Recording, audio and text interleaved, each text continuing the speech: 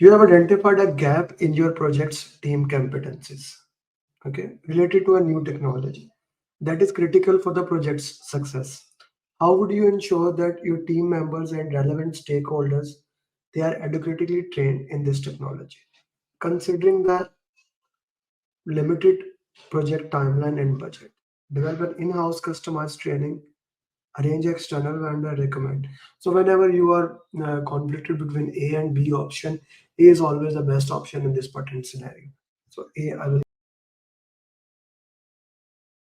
So the problem is that due to varying labor laws, culture differences, and team members' expectations, there are three things. One is labor law, okay. Other is culture differences, and the third is work-life balance. These are three things. A key team member from a region where stringent labor law threatened to leave due to perceived work-life balance. You need to see the word perceive. Now, renegotiate the project deadlines with the stakeholders. It has nothing to do with that.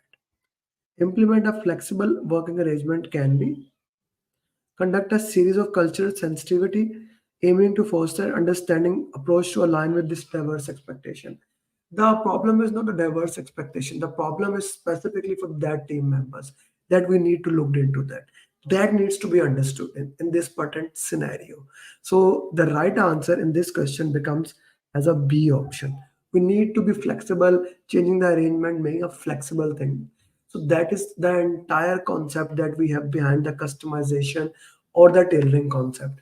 We want to make sure that every single person is accommodated, every single person is worked according to that area. So I would go for the B option in this patent scenario.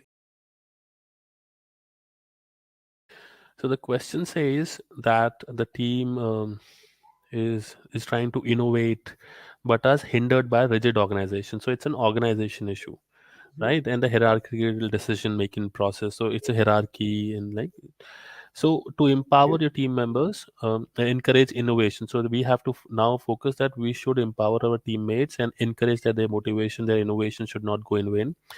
So we cannot develop a parallel project structures and that operates outside the traditional organizational hierarchies. So option A, I am ruling out. Option D, implement a decentralized decision making model within the team, granting members autonomy over their work, which uses diplomatic challenge and influence. Mhm, So this is mhm. also a rule out. Okay. So now the another trick is between negotiate and facilitate. They're very close related. They're very confusing, but they're very close related. I'm going for option B.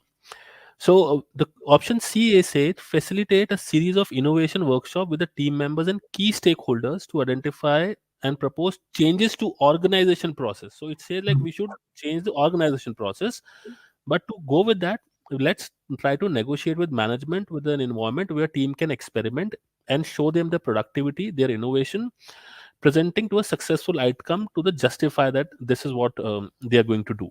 So I'm So going for option B. no, why not C? Okay, I don't disagree with what you are saying. The context you are saying it makes sense, but why not C? How did you eliminate?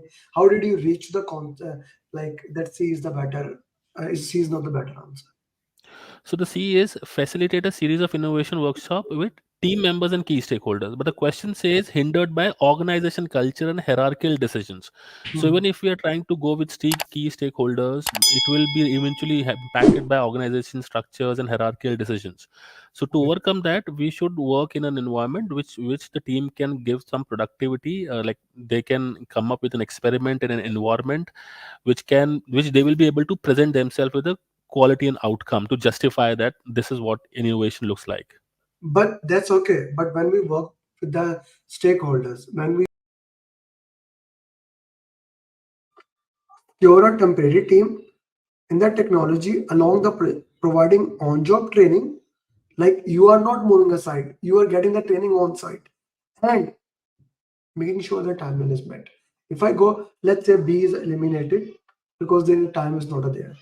Okay, it is with the timeline, but it does not cover that. Organize delivered by weekly assessment to upskill skill team and stakeholders. Okay, that is a good option that says that, but it does not make sure that you work into that. And whatever that training you provide on site, on job training, that is always given as the best option. Okay, So here, D, I would go towards more of the D option. D would be most preferred option.